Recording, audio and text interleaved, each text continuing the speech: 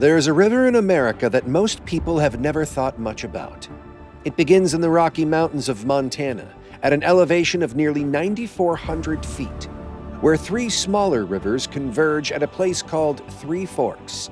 From there, it moves east and south for over 2,300 miles, cutting across the Great Plains, draining a watershed the size of the Canadian province of Quebec, supplying nearly half the water that flows past St. Louis and shaping the ecology, the history, and the agriculture of 10 American states. It is the longest river in the United States, and almost nobody knows that. Because it is not called the Mississippi, it flows into the Mississippi.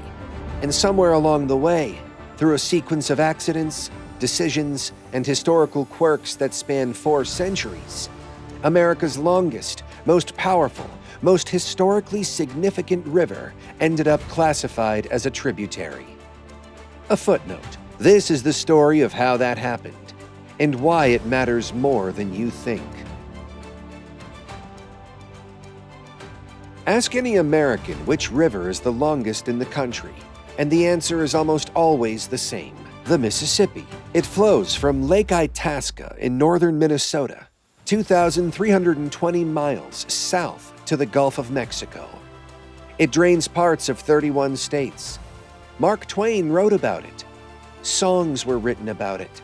It has been called the Father of Waters, the Great River, the backbone of America.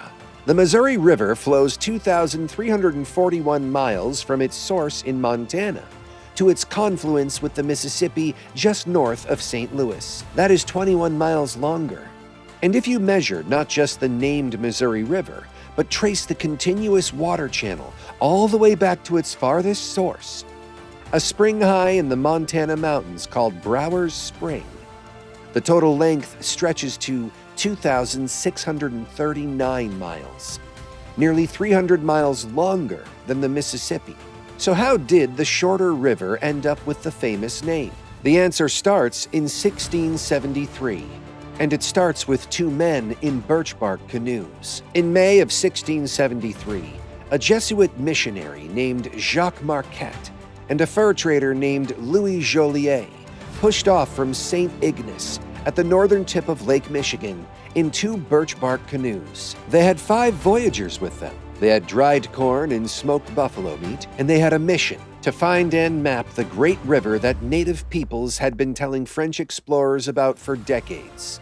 The river the Algonquin peoples called Mississippi, the Great River. They reached it on June 17, 1673, entering the Mississippi from the Wisconsin River and turning south. Over the following weeks, they paddled down through what is now Iowa, Illinois, Missouri, and into Arkansas, covering hundreds of miles of river, mapping its course, documenting the tribes they encountered.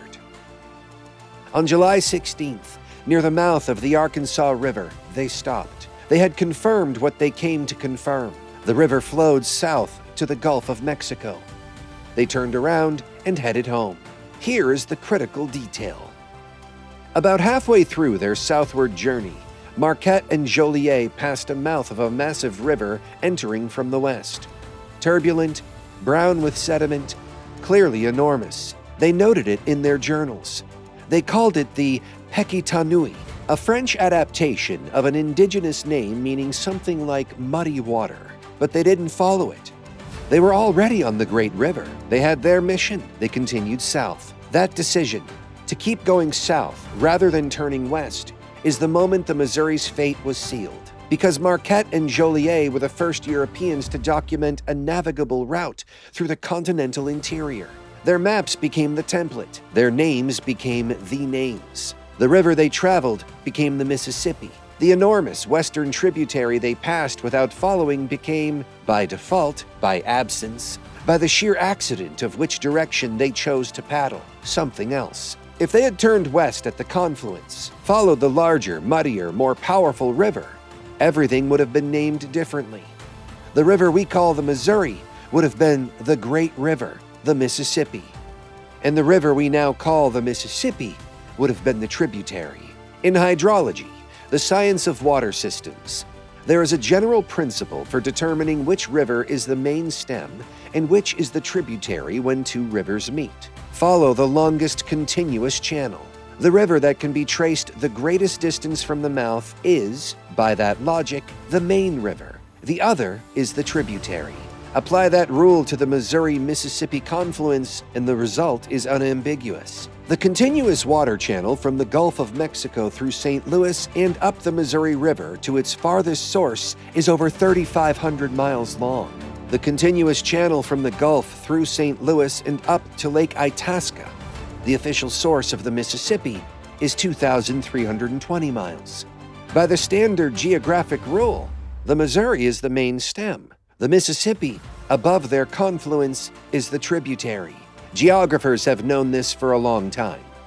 One historical commentator put it plainly: by every rule of nomenclature, the Missouri being the main stream and the upper Mississippi the tributary.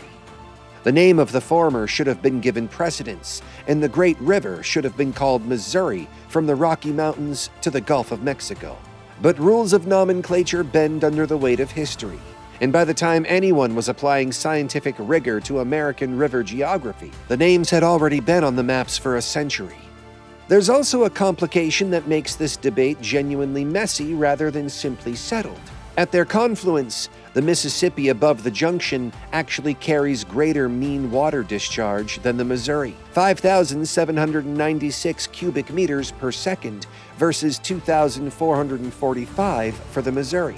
Volume of water, not length, is another criterion geographers use. By that measure, the Mississippi above St. Louis is the bigger river.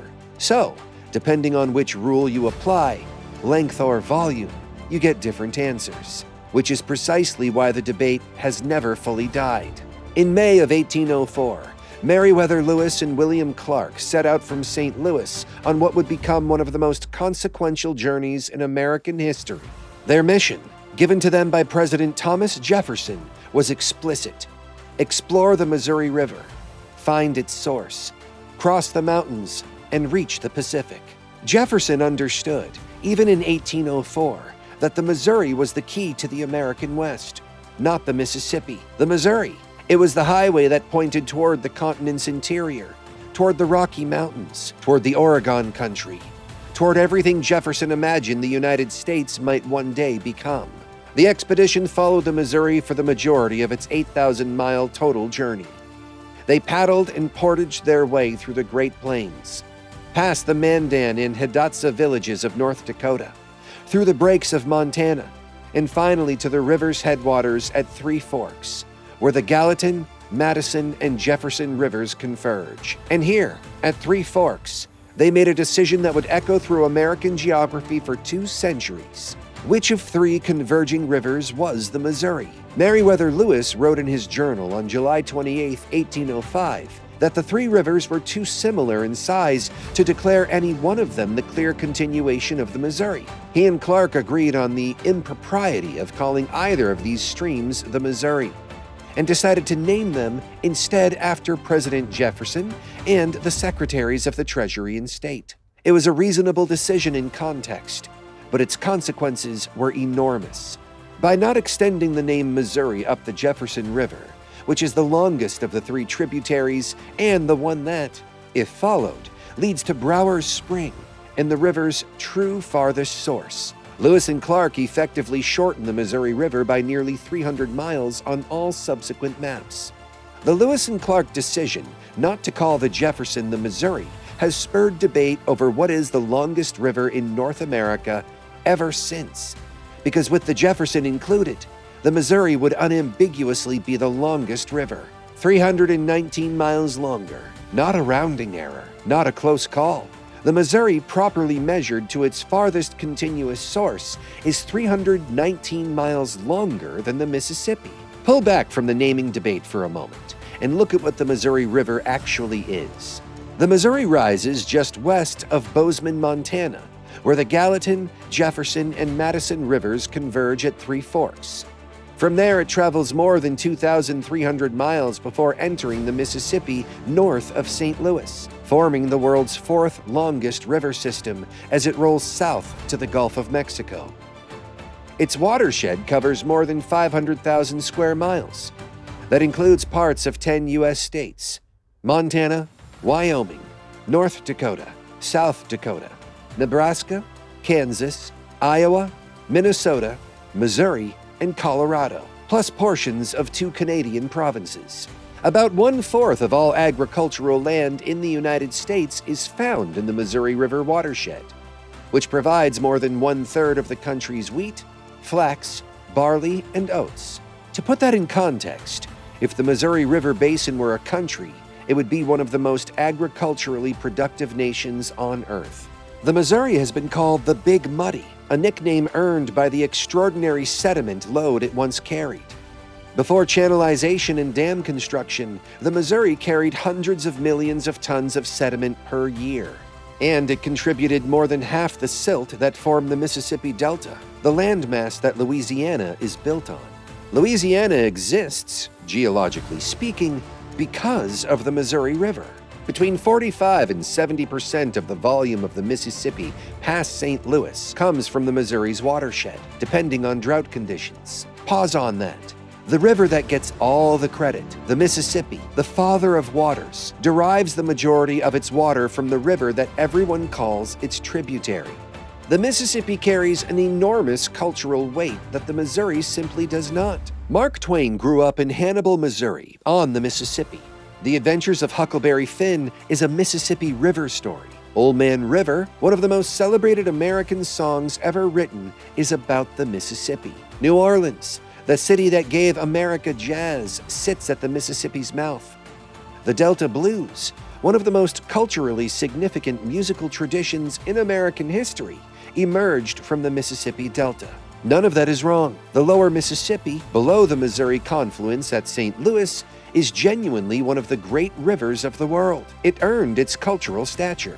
But notice what all of those cultural touchstones have in common. They are all about the lower Mississippi, below St. Louis, below the Missouri confluence. The river that Huck Finn floated down, the river that carried steamboats, the river that built New Orleans, the river that is downstream from the point where the Missouri enters. Which means the cultural Mississippi, the literary Mississippi, the historical Mississippi, the one Americans actually mean when they say Mississippi, is more than half Missouri River water. The Missouri built the cultural icon. It just didn't get the name on the marquee. Here's something that often gets left out of this story.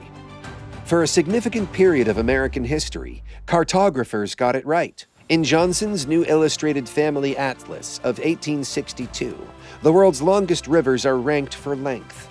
At number 1, the Missouri and Mississippi, listed at an estimated 4,490 miles, longer than the Amazon, longer than the Nile. Going back to 1849, S. Augustus Mitchell's New Universal Atlas declares the Missouri River the longest in the world, at an estimated 4,100 miles, with the Mississippi River listed as one of its tributaries, along with the Arkansas River and the Ohio. In those maps, the river runs from the Gulf of Mexico north through St. Louis and up into Montana, one continuous river called the Missouri. The upper Mississippi, from Lake Itasca to St. Louis, is labeled as the tributary. That is the geographically accurate picture. And for several decades of American cartography, it was the standard. Then, gradually, the naming conventions shifted. Federal agencies standardized their terminology. The USGS drew the lines differently, and the Mississippi, shorter, better known, more culturally embedded, reclaimed its status as the main stem. The accurate maps became historical curiosities. Here's the practical consequence of calling the Missouri a tributary rather than the main river. It made the Missouri invisible. Not literally, you can find it on any map, but culturally, economically, politically invisible. The Missouri has been managed, dammed, channelized, and degraded for most of the 20th century with surprisingly little public outcry. In part because most Americans don't have a strong sense of what the Missouri actually is or why it matters. The Missouri has been more dramatically altered by human engineering than almost any other major river in the world. 6 massive dams on the upper river converted thousands of miles of wild floodplain into flat reservoirs. The lower 760 miles were channelized into a narrow barge canal, deepened, straightened, stripped of the sandbars and side channels that once made it one of the most biologically diverse rivers in North America. In the process, dozens of Native American communities were displaced. Hundreds of thousands of acres of floodplain wetlands were drained. Entire fish species were pushed toward extinction. Would America have treated its longest river this way if it had been called the Mississippi all along? That is an impossible counterfactual, but it is not an unreasonable question. The Missouri River is the longest river in the United States by any reasonable measure. It drains more land than any other American river. It supplies the majority of the water that flows down the lower Mississippi. It built the delta that Louisiana sits on. It was the highway that Lewis and Clark followed west. The river that, more than any other, opened the American interior. And yet, it is classified as a tributary. The reason has nothing to do with geography. It has everything to do with which direction 2 Frenchmen in canoes decided to paddle on a summer day in 1673.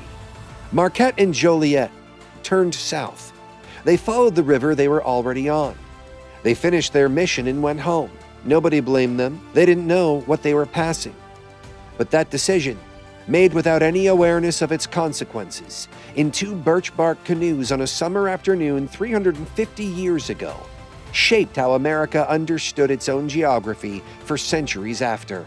The longest river got the wrong name, and the right name went to a river that, above St. Louis, is shorter, carries less water, and drains less land, but happened to be discovered first, mapped first, named first. In geography, as in so much else, the first story told has a way of becoming the only story remembered.